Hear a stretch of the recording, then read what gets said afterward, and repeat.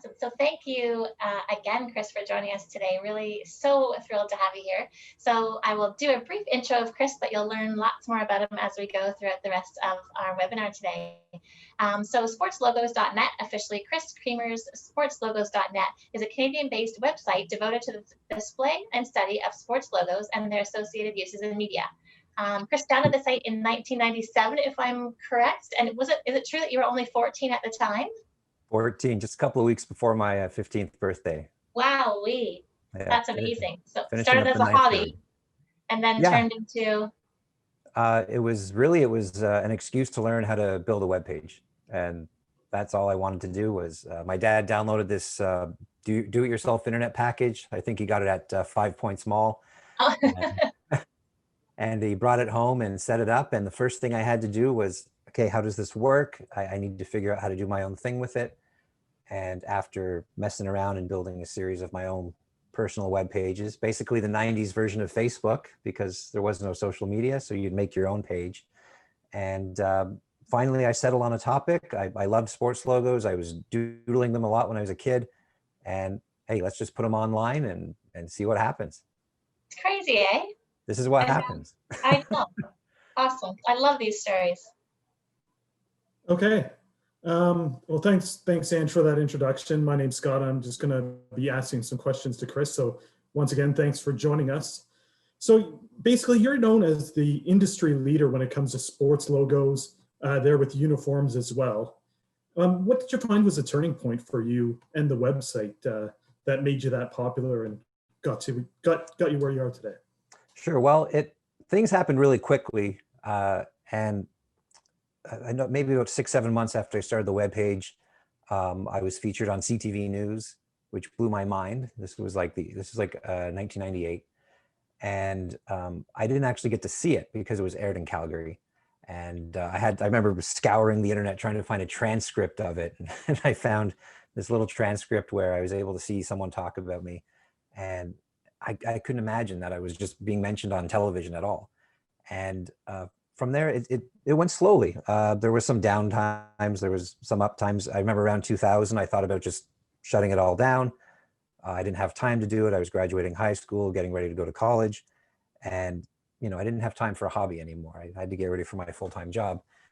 And, but, a few years later, and I don't know if I'm cutting into a question you might have for me later, and that is when I decided to take this full-time. And I had been working 7 years for Metroland Media. I was running DurhamRegion.com for about 3 or 4 of those years. Then I transferred over to Flyerland.ca, which is now Save.ca.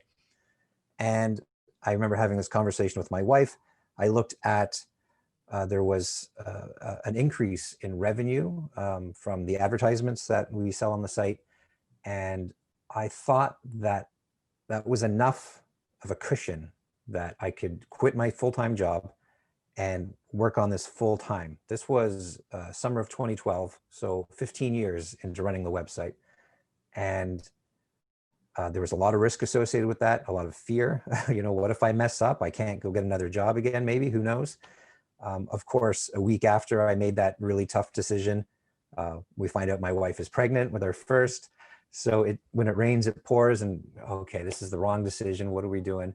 But because I was able to have that extra time to focus on the site and start doing as much as I can to make my coverage as detailed as possible, as good as possible, that really started to make us explode. Twitter really helped us. Making more regular appearances on media, on radio, it helped broaden me from just like some guy on the internet. Now people who don't use the internet regularly now know who I am, and that just elevated me to a higher profile. And you don't realize it at the time because you're sort of inside the center of the storm, right? I'm just sitting in my basement all day typing on a computer. That's my experience with the website. But then I get invited out to like a press conference to cover a team coming out with a new logo or uniform. And I'm walking in and, people are like, oh, you're not supposed to be here. Who are you? And oh, I'm Chris Creamer, sportslogos.net. You're Chris Creamer, sportslogos? Come on in. And, I'm treated like a celebrity, and they're, introducing me to everybody. And it was that moment I thought, geez, maybe what I'm doing is actually very, very popular. Maybe I'm actually making an impact on some of these people. And that was a bit of a light bulb moment. And from there, I'm like, okay, I know people are actually watching this. I know people in the industry are watching this. I got to do as good as a job as I possibly can. And ever since that moment, it's really, really just exploded. So I want to talk to you. You mentioned Chris Creamer's sportslogos.net. Yep. What was the decision on keeping your name in the title? Was that a conscious decision or? No, that was in '97 when I started the site. Again, I was just a kid, and the idea of having my name known like a celebrity was such an exciting thought. So I put my name on everything I did, right? So there's Chris Creamer's sports logos page. There was Chris Creamer's stadiums and arenas page that obviously wasn't successful, and a few other pages. And I made sure my name was everywhere. And again, as the site got more and more popular, that name just sort of stuck around. Eventually, I was able to get the domain name sportslogos.net. We changed it to Chris Creamer sportslogos.net. And because so many people associated my name with sports logos, I couldn't get rid of it. I was sort of stuck using my own name forever and ever. If I could go back, perhaps I wouldn't, but it is what it is, and I'm fine with it. And now my name is synonymous with sports logos. If you type in Creamer in Google, you get Creamer coffee, Creamer dairy, Creamer logos. So I helped change the definition of my last name, I guess. So we actually ran a Campus Rec webinar yesterday, run by one of our coaches, and it was about confidence. So what gave you the confidence to go out, start the website at such a young age as a student? And any advice for those students right now that are passionate about something, but maybe lack the confidence on going out and risking it all to live out their dreams? Sure. Well, it's a little bit of a different situation for me because I launched it not expecting anyone to see it. The internet was so brand new then. I think two kids in my school, in my entire high school, O'Neill Collegiate, if you're from Oshawa, only two kids had the internet, and we all talked to each other on AOL Instant Messenger because we were like the three internet kids in the school. So there wasn't a confidence issue in launching the page. That was fine. I ran into issues with confidence when it came to making media appearances, going on the radio, going on television. That was really, really hard. But I told myself, the more you do it, the better you're going to get. If you go back and listen to some of my earlier radio appearances, they're terrible. I give one-word answers. The hosts are just trying to fill all the dead air. They don't say, we hope to have you back someday at the end. It just went bad. But you just keep doing it. You keep practicing. You start to figure out what people want. And the more you do it, the more confidence you get. It's also very important to realize that almost everybody you see out there is lacking confidence, right? Even right now, there's a little bit in the back of my head saying, oh, you're about to say something really dumb. Here it comes. But you just got to fight through it. And the more you fight through it, the more you realize, hey, that wasn't so bad.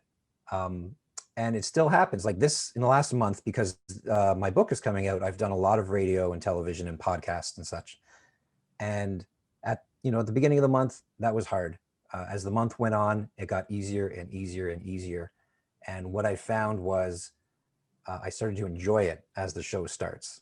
At some point, it's the fear of the unknown, right? You don't know what it's going to be like. What is the host going to be like? Are they going to ask really hard questions? But once you're in it, you can't think about it anymore because you're just having a conversation with somebody. So what I can say about people who are having issues with confidence, I can't speak to everyone. Obviously, everyone's situation is different. But for me, what I have found in my experience is that the waiting and the anticipation is the hardest part. That is the part that makes me sick to my stomach, makes me feel like I need to throw up. But once you actually start, you're way too distracted to even think about being nervous, and you're just getting through it. And eventually you're going to have a good time.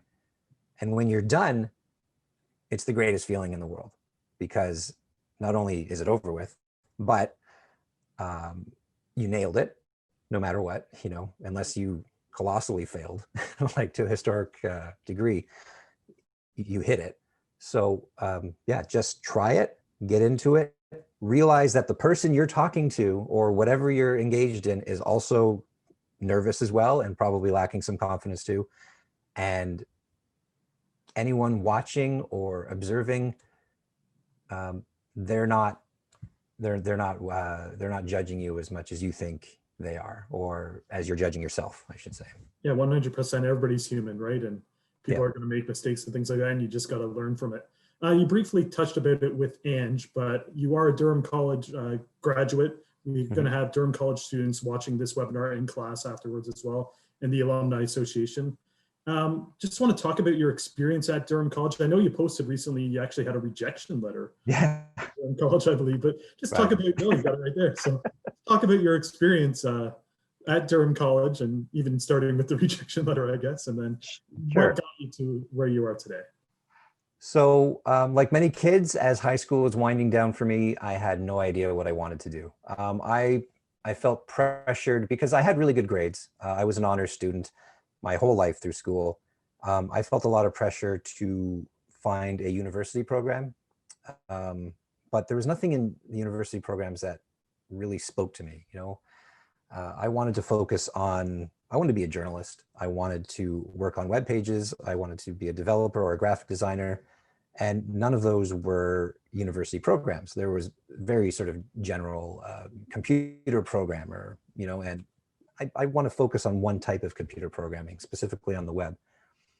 So for about a year and a half after school, after high school, I didn't do anything.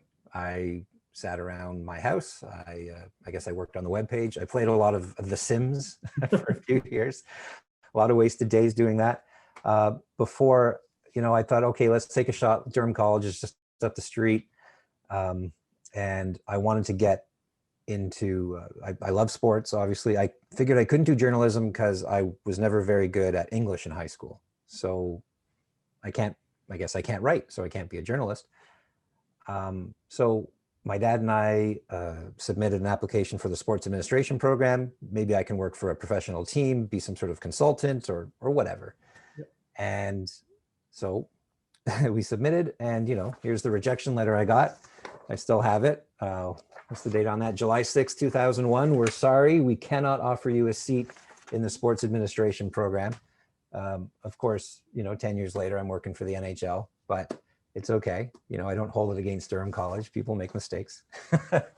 But I didn't let that stop me. I said, okay, well, maybe I can't get into sports admin, but I can get into something else.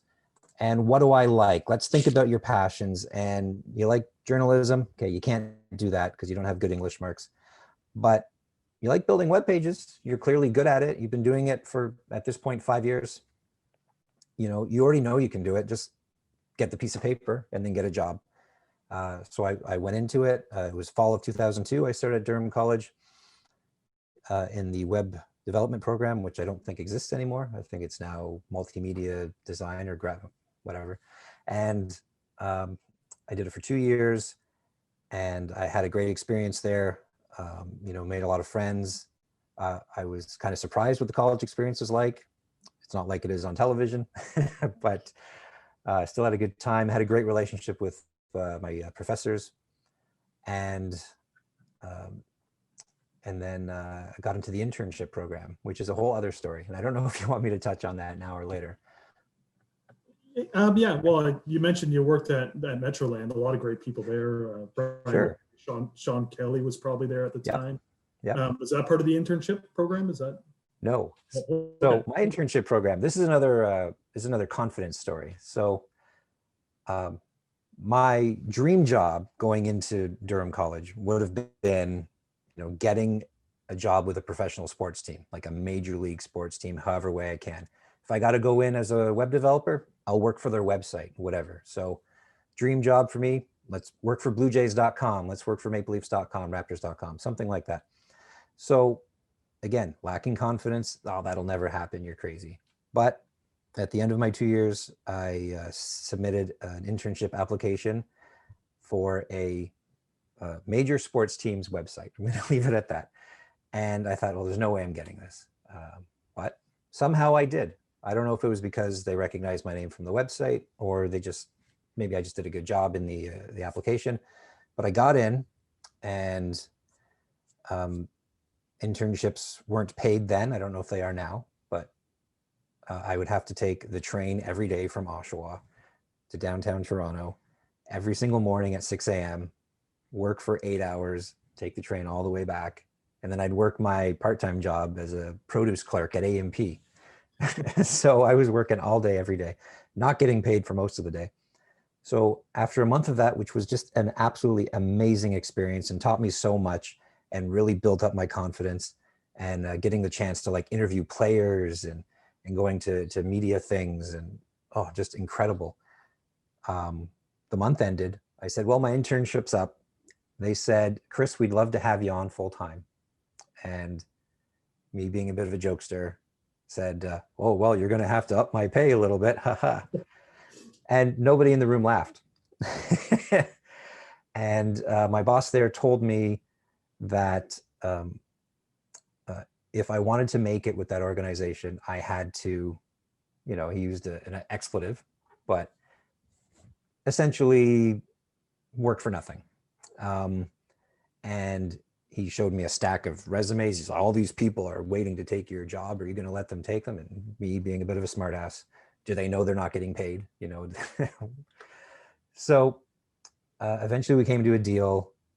I would work once or twice a week for $20 a day, which didn't even cost my GO train. But as he told me, nobody told you to live in Oshawa. So I did that job for one day after that. And I realized, I'm being taken advantage of. I need to stand up for myself and show some self-respect. My time is worth more than this, even if this is the dream job for me. I guess ethically, my own self, I can't do that. So talk about taking a risk, right? There's your job. This is the one you always wanted. You're getting it right out of college. And I said, so long. And it turned into a situation where now they were refusing to pay me the $20 for the days I worked. And I sought some advice from a Durham College professor, and he said, no bridge is worth burning over $20. And that was some great advice. So that was a huge risk there, but that paid off because it sort of built myself up. Okay, you're more important. Don't let yourself get taken advantage of. And that's some great advice for you guys out there too, because a lot of companies will try to take advantage of you. They'll try to use their name as a bargaining chip and say, well, if you don't want to work for us for nothing, then, we don't want you. Yeah. So, it doesn't always, yeah, exactly. But it doesn't, I can't guarantee that that'll work out for everybody, but it worked out for me.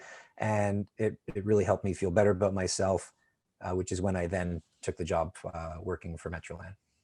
And then you, first of all, $20 a day trying to find a place in Toronto. Good luck with that.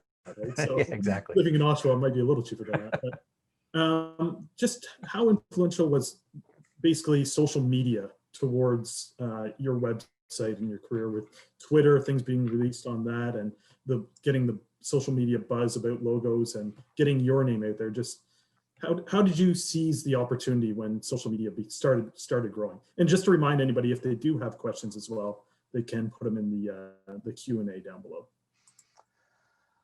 Well, I was a slow adapter to social media, as some of us who were, we joined the internet early on, and we see fads come and go. So when social media started, I just thought, here's another fad that's going to come and go. Here's another MySpace. Here's another Friendster, or whatever the other ones were called. I can't even remember. So something like Twitter, it took me a long time to get on board Twitter. Facebook back then, it wasn't for promoting a business or a website, so I never even considered it. But once I really started embracing Twitter, which was maybe like 2011 or so, again, things started to take off for me. I was being pushed to a wider audience. It wasn't just, my followers. I always had a loyal band of followers who always checked the website and participated in our message boards and such. And now on Twitter, those people are following me, but now they're also like retweeting it, or they're sharing it with all their friends. And that really caused my my following to get larger and larger and larger. I started getting followed by some celebrities. I started getting followed by big media names, and and they tell two friends, and they tell two friends, and so on and so on. And now I'm up to somewhere around 60,000 followers on Twitter. And anytime I post a story, like the other day, the Adidas NHL Reverse Retro, I published that on Monday. And before, maybe I would have got a couple hundred people visiting the website. Yesterday, from 10 a.m. until midnight, I had at any given second like 3,500 people reading the article every second of the day, simply because of pushing it all over Twitter, and the people on Twitter sharing it with their friends, and it's just getting eyeballs on it and making yourself more known and more aware. And that's another thing that doing a book does, is it gets you outside of the internet world. People who don't care about the internet now know who I am because of that book, or because they heard it on the radio. So yeah, social media is very, very important. You just gotta know what you're doing and don't say anything dumb, really. Yeah, I noticed Brian Flores, Dolphins head coach, said that he liked the retro uniforms better than the current ones, and there it was on your website. That That's started right. right away, right? So Yeah. Great to see. You've been mentioning journalism. You weren't good at English in high school, and that really, writing wasn't your career, but meanwhile you have a book behind you there, Fabric Yeah. of the Game. Just want to talk about your experience with Metroland maybe a little bit, and then talk about how the book came about. Sure. Now, just to go back quickly on your thing, I felt I was always a good writer. I just wasn't interested in doing book reports. I wasn't interested in doing what came with a high school English program. So my marks suffered because of that. And I knew if I just had a chance, I knew I could do a good job. So that's what happened there. Metroland, I started there in 2005. I worked for DurhamRegion.com, as I mentioned, building the news portion of the website. Back then, we had a whole huge network of sites. We had a dating website. We had a movie website. We were trying to take down Facebook at one point. There was a social network called Angu Avu, which was the Swahili word for friendship. Yeah, we got right into it.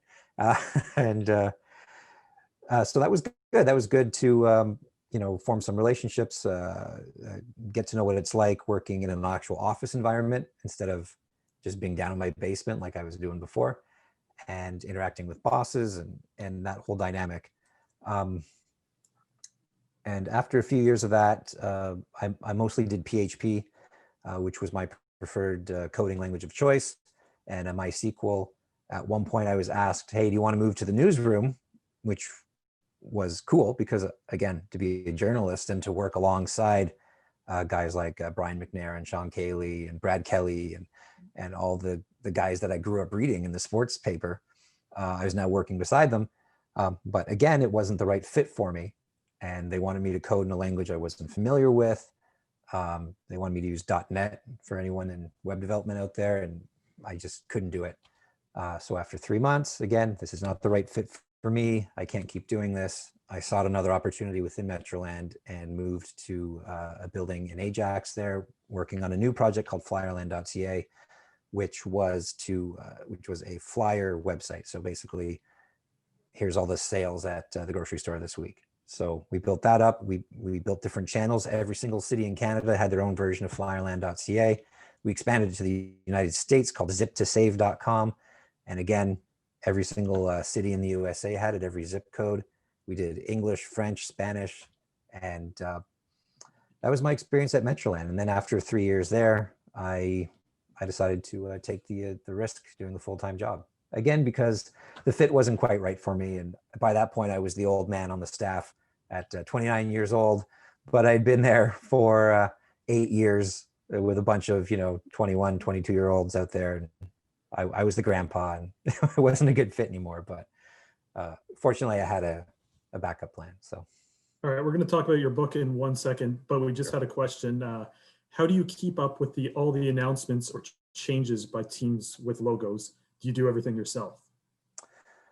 Well, I don't keep up with all of them anymore. A bunch of them keep falling by the wayside, and I'm starting to miss them. And that's just, well, there's so many teams changing these days. I do have someone who helps me do the NFL and college, mostly because I'm not as big of an NFL or college fan. And if I'm just not interested in it, You don't get that passion from me in the writing, and I don't like that. I don't like that there's no passion in the coverage. So I hire a guy who writes for me maybe 2-3 times a week, and he covers the NCAA and NFL stuff. As for getting logos on the site, I used to have a guy who helped me. Unfortunately, he passed away unexpectedly about a year and a half ago. He was only like 39.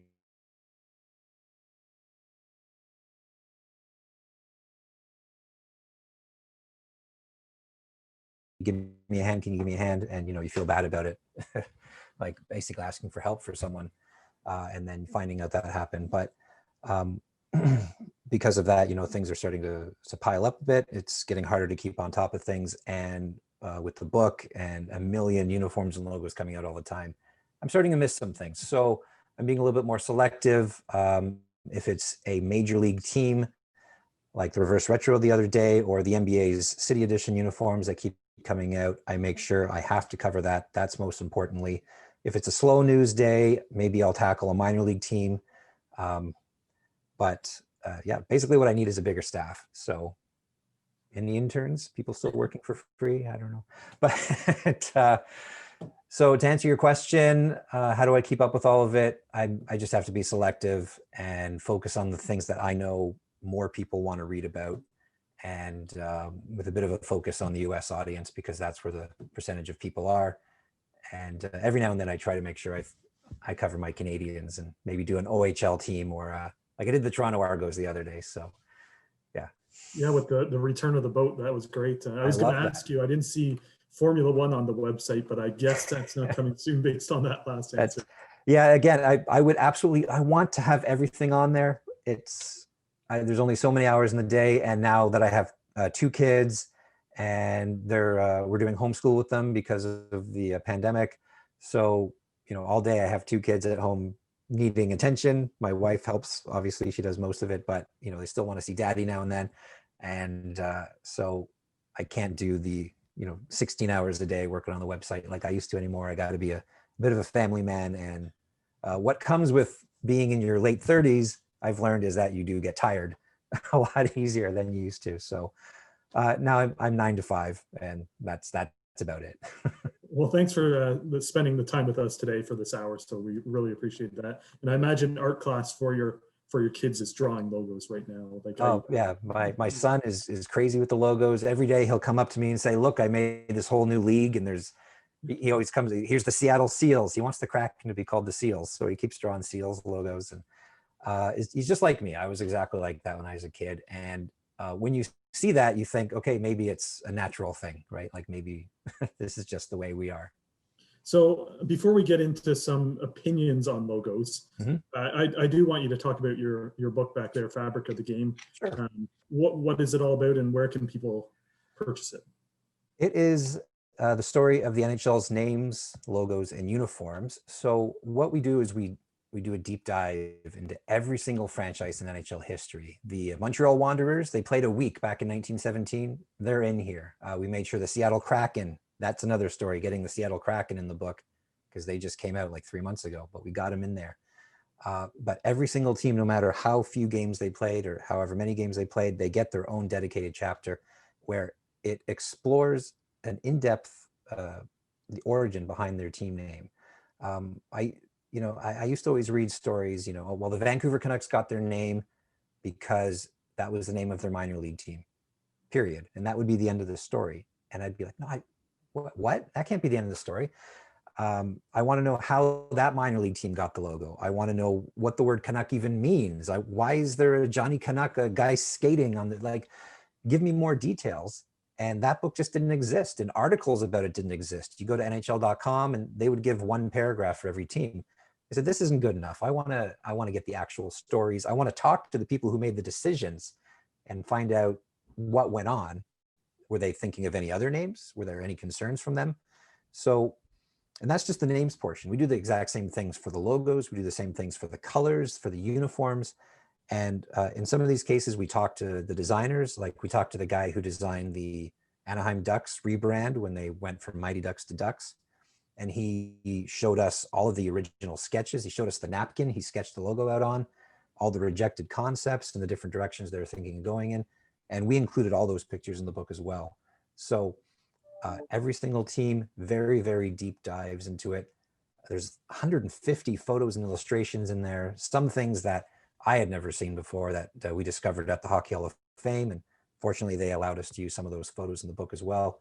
So if you love hockey, if you know someone who loves hockey, you know, you can't go wrong with this. Everyone has an opinion on logos and uniforms. It doesn't matter what team you cheer for. Now, you asked where you can get it. It's sold out everywhere. So we did a little bit better than we anticipated. You know, we let our publisher know, hey, why didn't you print enough? It's the holidays and we're missing out on this. But if you're in Canada and you really want to order this book and get it in time for Christmas, the only place you can get it right now is from the American Amazon.com website. It's going to cost a little bit more because they don't do free shipping to Canada. The cover price of the book is $35 Canadian. And I think I tried it the other day and it came to $41 Canadian on Amazon.com with shipping. So for an extra $5, you get it before Christmas. If you don't need it before Christmas, we'll have a second shipment in January and February. And you can get signed copies from fabricofthegamebook.com. All right, that's perfect. Athletic director Ken Babcock at Durham College will love that book. So oh yeah, get that for there you go. It's a Christmas present for Ken. Awesome. You were mentioning that you were involved in some launches as well, getting to go to the launches. Just what is the most memorable event that you've been able to take part in when it comes to jerseys and logo launches? Well, my favorite ones are the local teams. So I got to do the Toronto Blue Jays when they unveiled the powder blue uniforms back in January, just before the whole world came crashing down. And that was cool because I'm in a room full of everyone I know. All the local sports reporters. Oh, there's all the guys from TSN. There's all the guys from Sportsnet. I actually recognize all the players. Oh, there's Vladdy Guerrero Jr. walking by. There's Bo Bichette, and you get to see them sort of behind the scenes. That's really cool. From there, I've been invited to. I got to go to a launch party in Las Vegas by Adidas, and hanging out with like Gary Bettman and Connor McDavid and stuff. And I took my wife with me on that one. She was a photographer, and I remember at one point like Luc Robitaille was trying to get around her, but she didn't know that Luc Robitaille, and he couldn't.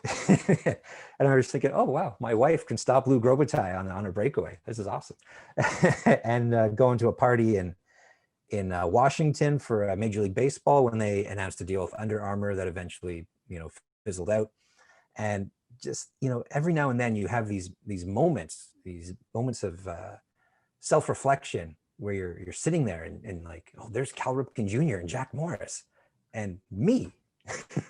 And what's happening? How did this happen? And then you take a second, take it in, like, feel good about yourself. You did this. This is because of something you did. You're not part of an organization. You weren't sent here because you worked for the Toronto Star or Sportsnet. You were sent here because you're Chris Creamer and you started your own thing and people want you to be there. And you get this, wow, I can't believe that this is happening. And it's because of my own hard work and I'm being recognized for it. And okay, let's take that second. Let's appreciate it. Okay, let's get back to work. And it's just the feeling. It's like a euphoric feeling. And you were willing to take that risk, like you said, go out on your own, and you had the passion for it as well, right? So that's very important. You need to have the passion for something. If you want it to truly be successful, be passionate about it. People will see through it if you're not passionate. If you're a content creator, writing articles, doing videos, they need to see that you actually care about what you're talking about. All right, so I'm going to get into some uniform things right now and some logos and just discussing your opinions on it. So the big news was the Adidas reverse retro hockey jerseys. Who do you think really hit the mark and who kind of shot and missed on that one? Well, hitting the mark, I mean, anything with that logo on it, I immediately love. I don't care what it looks like. Like even when they wore the navy blue and silver version in the 90s, which a lot of people don't like, I love that one too. So the Hurricanes bringing that back and mixing it up a bit by going with silver. I thought that was great. I loved it. I love the Nashville Predators uniform. I just think that looks like the streaks of white down the sleeves. That just looks so good. It just pops off so much. The LA Kings with their purple and gold. I never could have imagined that uniform would look good in those colors, but they did it. Those are easily my top three. I love the Bruins yellow too as well. I see you wearing the yellow Bruins one. I named my top four, and the Bruins yellow was in there. It just slides right in there perfectly with their existing uniform set. It feels like that should be their alternate uniform, really. Maybe even their home uniform. My least favorite, Maple Leafs. That one was just, I don't know what they were thinking there. The blue logo on the blue jersey, the blue numbers on the blue jersey.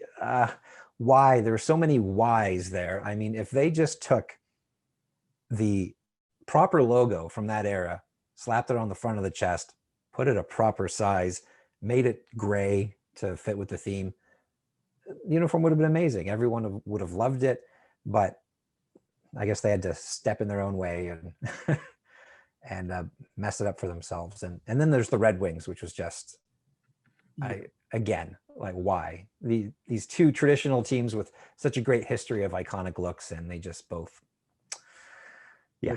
They dropped the ball on that one. The Red Wings especially, I think. It looks like a practice jersey. But it's funny, everybody has their opinions. You put Nashville in your top three, and that was probably in my bottom five there. So everybody has an opinion. I'm glad to hear that you like the Bruins jersey. It's great to see that side patch back as well. I love it. Yeah. That's one of the best logos out there. Reminds me of Cam Neely and Adam Oates, as soon as you see that. Yeah. And I think they should go back to that as their primary jersey. Just any sport, what logo do you think should come back that's kind of been retired right now? That's a tough one. Well, I miss teams, right? I miss teams more than logos, but so like I miss the Montreal Expos logo. I miss that old pinwheel carnival cap. I hate to keep going back to the Whalers, but I miss that. I love that the Hurricanes have dusted it off and brought it back, and the Quebec Nordiques, and just seeing those old looks again. It doesn't feel weird for me to see them on the ice again. It feels right? You watch a game, and when you get that feeling where a team's wearing a throwback and you're, this feels proper, right? Like when the Raptors, even though I hated the Raptors uniforms with the big dinosaur on the front when they came out, when they brought those back, there's the Raptors. That's my Raptors. That's what I remember watching.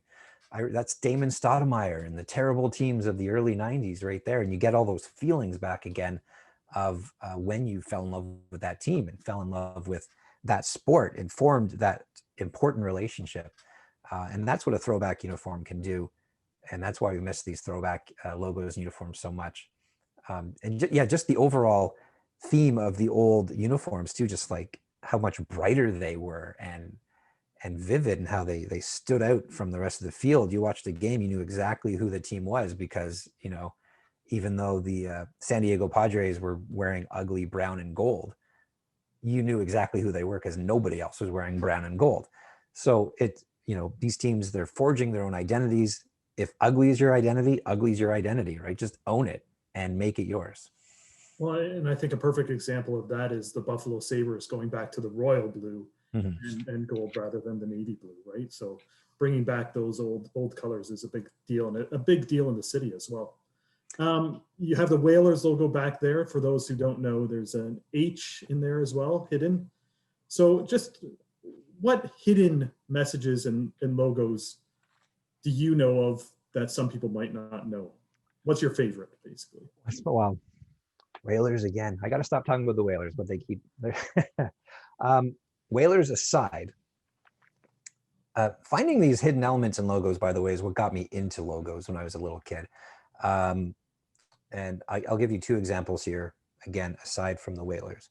And, showing my dad an old Upper Deck baseball card when I was like maybe 8 years old.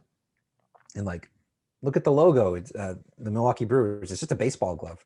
Like, what a dumb logo. Why would your logo just be a baseball glove? And he goes, it's not a baseball glove. It's an M and a B for Milwaukee Brewers. Like, what? Similar story. Vancouver Canucks. I remember showing him their logo. It's just a hockey stick from the 70s. Why is it that? It's a C for Canucks with a hockey stick in the middle. Oh. And, from there, you look at every single logo. What am I missing? What hidden symbolism is in here? And of course, most of them don't have those, but you look at every single one. Another one I can think of off the top of my head is the Montreal Expos, how it's like a stylized M. And I've had people, tell me a million different combinations of what it could be. People say, oh, there's a J in there for the owner's initials. The owner with CJB was his initials. Those are his initials. No, it's an L for league. Like, no, it's not. It's an E, an M, and a B. Expos, Montreal, baseball. That's it. And if I had a logo here of it, I'd show it to you. But those are some of my favorite hidden elements, and you certainly see that a lot more these days. There's a lot of symbolism in the logos. I just did an article the other day about a new Major League Soccer team. I think it's the Houston Dynamo, and how every single corner of that logo has symbolism or something. Like, oh, this logo is six-sided because Houston has 6 wards, and the letters are split lettering because we have channels through our town, and there's a lightning bolt at the bottom because Houston's the energy capital of the world. So literally every single aspect of a logo now has to have an explanation behind it. It kind of ruins the fun behind it, but I love those older logos that have like a very simple hidden element in it, and you just don't see that anymore. Yeah, for sure. I don't know. We're just getting a little bit of feedback there, just on the last answer. But if you want to just check your mic, but a hidden logo. I think if you look at the Minnesota's Wild logo and the city and things like that, that's really a detailed logo. One of my last questions here is just: is there one logo that you've been searching for way back when and that you've heard of and that you just couldn't find?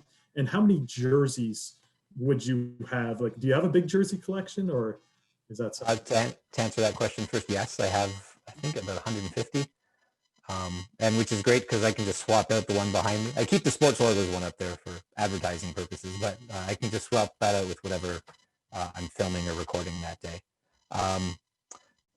Yeah, I have a lot of old ones. I have like an old Jets jersey, an old NHL All-Star Game jersey. Some teams that, like XFL, I have some XFL jerseys, just whatever I could get my hands on, I grab. And a cool perk of the job is that sometimes teams and leagues will send you a jersey now as like, oh, we think you'll like this, or maybe mention this on social media. I'm like, sure, whatever, just give me the jersey. It's cool. I'll add it to my collection. What was the other question? Is there a logo that you've been searching for and you just have not been able to find a quality version? Maybe you've had a photo, but to actually get an image of that logo. Sure, there are 2 logos that I've never seen that I really want to see, and they're both NHL logos from the 1920s. The first one is the Quebec Athletics, 1920. They played 1 season in the NHL. We can't find a single photo of them, like even like a group photo from that particular 1920 NHL season. We've heard it described as just a blank blue and white jersey, but we don't actually know. So in our book, we had to guess. We mentioned that it was a bit of a guess, and we did an illustration of what we believe it to look like. And the other one is when the Toronto St. Pats became the Toronto Maple Leafs, midway through the 26-27 season. Newspaper articles at the time say they are wearing jerseys that make them appear white as ghosts with a single green leaf on the chest, and they say it resembles the old Team Canada Olympic hockey sweater, but no photos. So again, this is, okay, it's a blank white jersey, we know that, and a green leaf, we don't quite know what the leaf looks like. The Team Canada sweater had the word Canada arched below, maybe it says Toronto below, we don't know. Again, we just sort of had to make an educated guess, but there are no photos as far as we can tell. And like, as part of I got to work for the NHL, I mentioned, and part of that job was to go to the Hockey Hall of Fame's Resource Center and go through old programs from the 20s, look at old merchandise, ticket stubs, photos, basically the ultimate collection of historical hockey stuff that you could possibly come across, and nothing. So it's quite possible that it just doesn't exist, and you will never, ever get an answer. But I guess those are my 2 white whales. And ending it on the Whalers, so great has a Whalers team. Thanks a lot, Chris, for joining us today, and thanks for taking the time. We know you're really busy, so it's great to have you. Ange, any final words there? You mentioned that you wouldn't have seen the H in the Hartford Whalers. No, I absolutely wouldn't have until even when you said it was there. I was like, where is it? And I needed you to point it out for me to see it. So yeah, that's all I see now. Look away. Your story though is so important, Chris, on so many levels. I think the messaging about resilience and following your passion and your work ethic, and I like too how you mentioned work-life balance, that you're kind of trying to stick to 9 to 5 so that you have time with your kids and your family. And I love the message too about self-respect. Like, don't do something for nothing when you know that you're worth more. So I think there's so many great messages for students, for staff. So appreciate you sharing your time with us, especially especially at this time. I think it's all nice for us to hear yeah, something that's going to say, hey, here's this little kid from Oshawa doing this really amazing thing. So I think it's, yeah, we're all very proud of you and proud that you're yeah, from DC and from Oshawa and representing our region. And so it was so great to hear your story. So again, as Scott mentioned, so appreciative that you would spend the time with us. Yeah, really do appreciate it. Thank you so much for having me. This was a thrill. And, coming back as alumni, I was sort of blended in with the wallpaper at Durham College. I wasn't anything special. And now to come back and be the focus of a talk, a seminar like this is, one of those more surreal moments, and something I'm very, very honored to have asked to do. So thank you so much. Probably won't be the last time you hear from us, so I'm glad you said that. I hope that I helped anyone watching this. If you do have any other questions, if you need help with anything, need help with getting over some confidence issues, please reach out to me on Twitter. I'm at sportslogos.net, or sorry, at sportslogos.net on Twitter. Don't be shy, reach out, or you can send me an email, ccreamer@sportslogos.net. I'll be happy to help you if I can. And please, don't be shy. Awesome, lovely. Thanks so much, and thanks, Scott, for taking over.